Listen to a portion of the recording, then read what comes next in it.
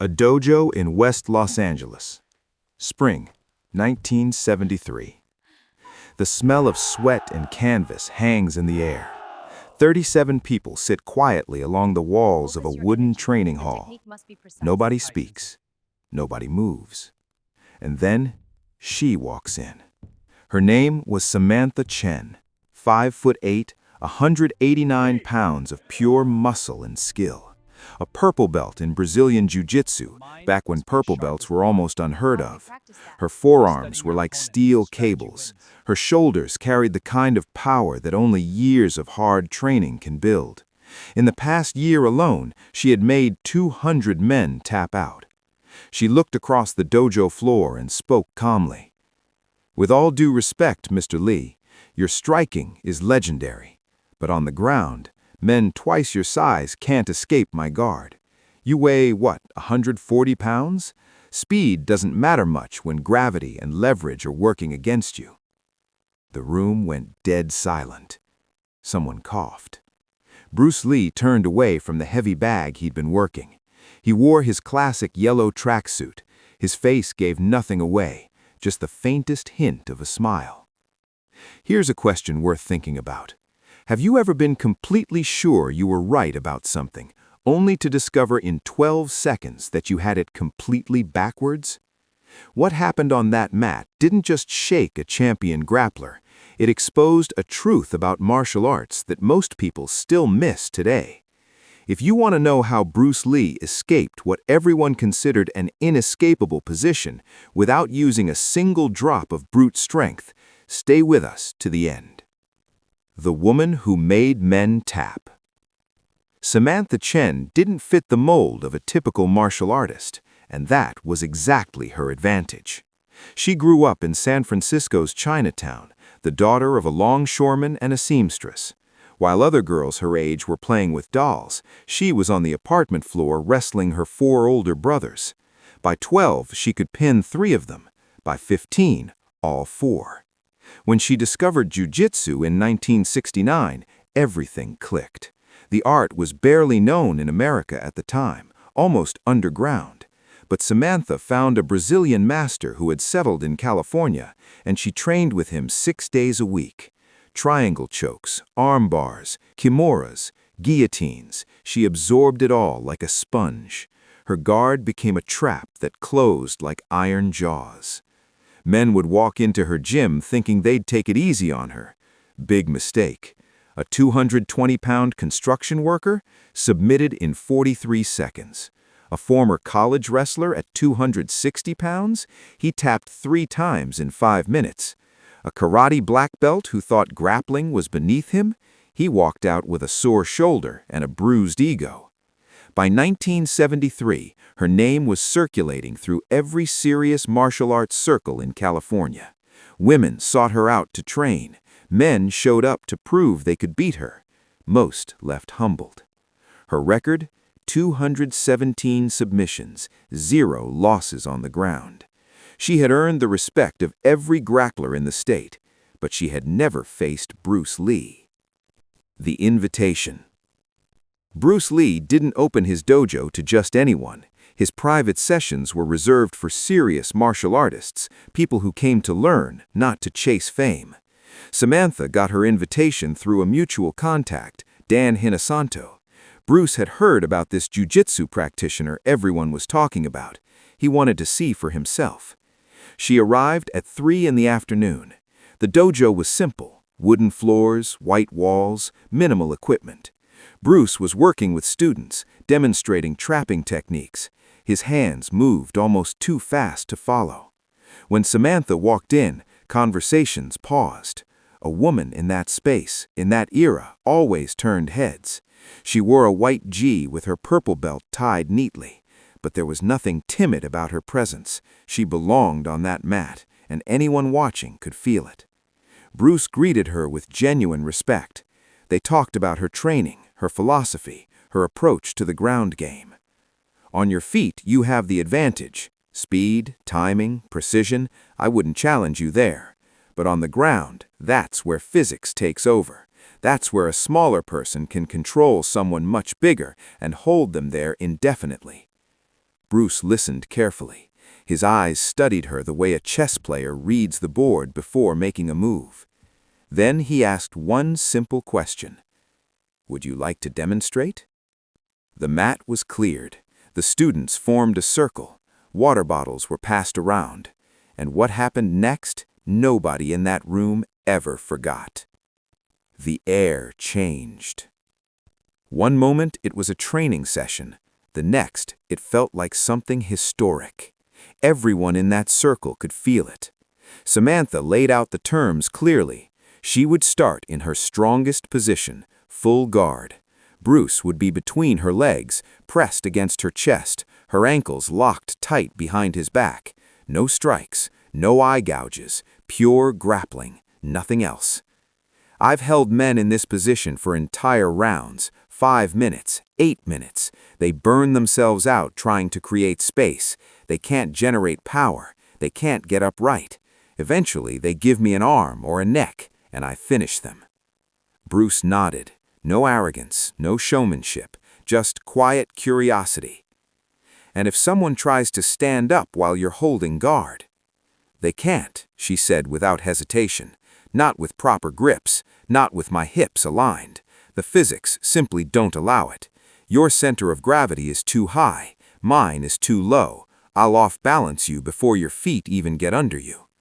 Across the circle, Dan Inosanto caught Bruce's eye. Something passed between them, no words, just understanding. Bruce turned back to Samantha. "Let's explore this," he said quietly. "But I'd like to try something specific. You take your best position, your tightest control.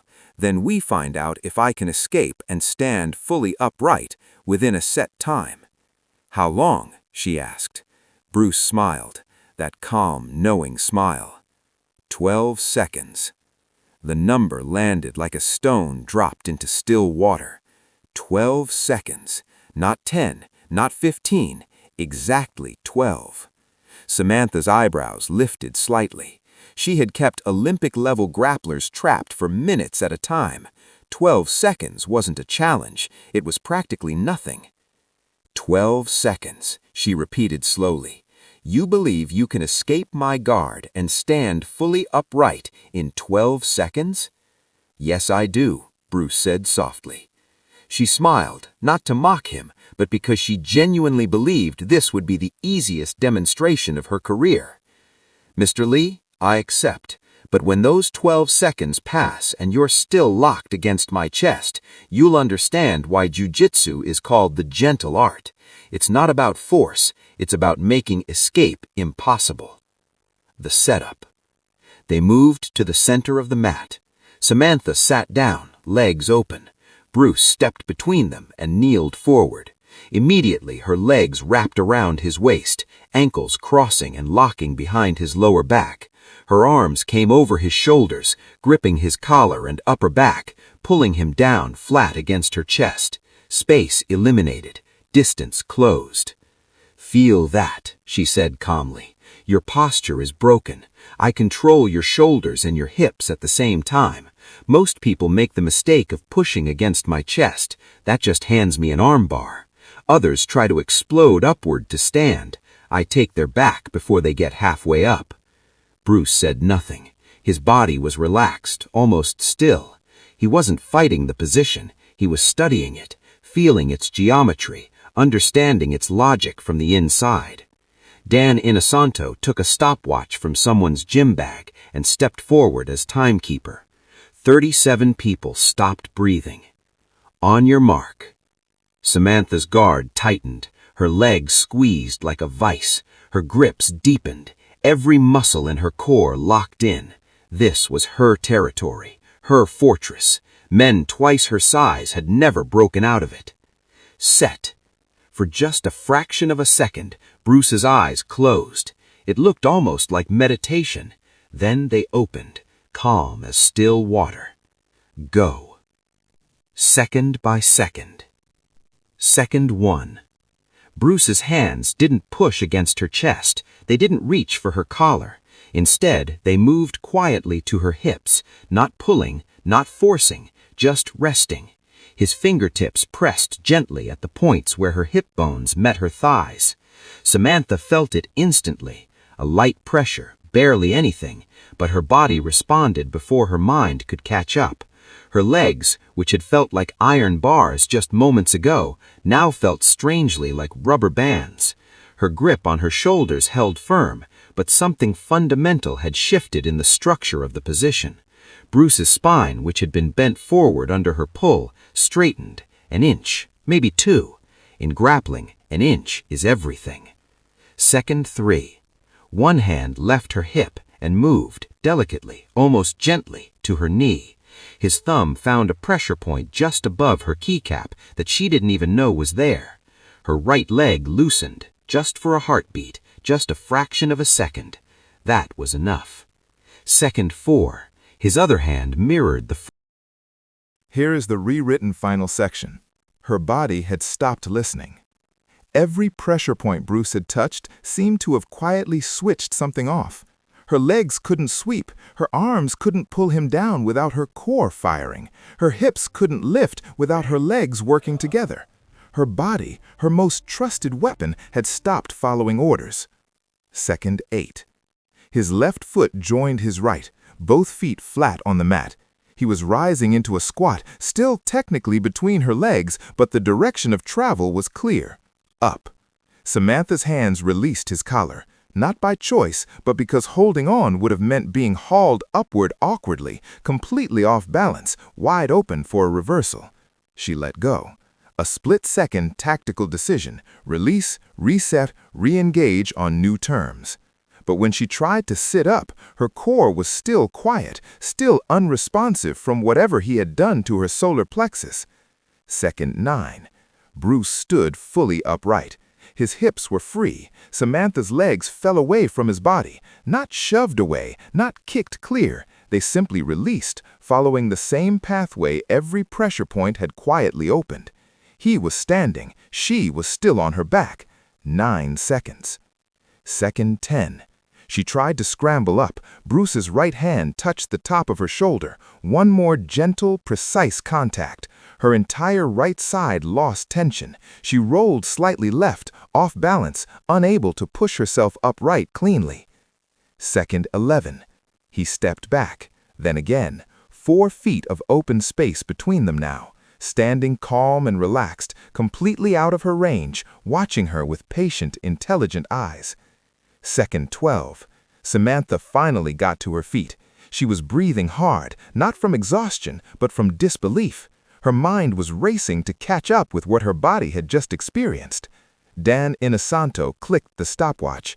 12 seconds, he said quietly. The room erupted, not in cheers, not in applause, in stunned, disbelieving conversation. People turned to each other asking if they had seen what they thought they'd seen, asking if it was real, asking how it was even possible. Samantha stood in the center of the mat, chest rising and falling, 4 years of training and 217 submissions suddenly feeling like the first chapter of a much longer book. What happened after? Bruce walked back toward her slowly. His expression wasn't triumphant, it wasn't smug, it was the face of a teacher. He extended his hand. She took it, not to be helped up, she was already standing, but to shake it, a gesture of genuine respect, one competitor to another. Your jiu-jitsu is excellent, he said first. Your technique is sound. Your control was real. You have submitted men because you truly understand leverage and position. Then how, she asked, her voice barely above a whisper, how did you get out so easily? I didn't escape your guard. I dissolved it. He gestured to the mat. They both sat down cross-legged, facing each other. The students tightened the circle, leaning in close, not wanting to miss a single word. You control through constant tension, Bruce began. Your legs squeeze, your arms pull, your core braces. It works because most people fight pressure with more pressure. They push against your chest, you push back harder. They try to stand, you drag them down harder. It becomes a contest of who has more muscular endurance. Samantha nodded. That was exactly her strategy, always had been. But what if someone doesn't fight your pressure at all? Bruce continued. What if instead of fighting your muscles, they work directly with your nervous system? He held up his hand, spreading his fingers. Every point I pressed is a nerve cluster, spots that influence muscle activation. Your body is enormously strong, but your nervous system is the electrical grid that powers that strength. When I pressed your hip points, I temporarily interrupted the signal between your brain and your leg muscles, not painfully, not permanently, just long enough to create a moment of weakness. He demonstrated on his own knee, pressing the spot just above his kneecap. His leg twitched on its own. This point controls quadriceps activation. Press it correctly, and the leg loses tension for a fraction of a second. Do both legs at once, and your guard opens before your mind can even react. Samantha was completely still, absorbing every word. The solar plexus point, Bruce continued, affects the diaphragm and the muscles that stabilize your core. I didn't press hard enough to affect your breathing, just enough to make your core go quiet for a moment. Without a solid core, you can't sit up fast, you can't generate power, you can't hold your structure. So you turned my muscles off? She asked. I temporarily disrupted the signals, he gently corrected. It's not magic, it's anatomy. The nervous system controls everything. If you know where those control points are, you can work around muscular strength with almost no force at all. This is what I mean when I talk about the art of fighting without fighting. I didn't battle your guard, I simply asked your body to let go. The lesson. Bruce stood and addressed the entire room. Many martial artists think technique is about memorizing movements, but at the highest level, technique is about understanding the body itself, the skeleton, the muscles, the nerves, the pathways that connect them all. When you truly understand the instrument, you can play any song. He turned back to Samantha. Your jiu-jitsu is powerful because you understand leverage and position. Those are real foundations. But there is another layer entirely, where you influence not just the body's structure, but its nervous system, where you work with physiology rather than against it. Samantha's eyes were bright, not embarrassed, hungry. Could you teach me? She asked. Bruce smiled, that rare, warm, genuine smile that few people ever saw from him. I can show you the principles, he said, but you will teach yourself by exploring your own body. Feel where these points are. Experiment, not to hurt people, but to understand how the body truly works. Combine this with your grappling, and you'll be even more formidable than you already are. For the next hour, Bruce worked with her personally. He walked her through 12 pressure points relevant to ground fighting, where they were, how to activate them, what each one controlled. She practiced on willing volunteers from the circle. Some worked straight away. Others required a precision she hadn't yet developed, but she was learning, absorbing, evolving.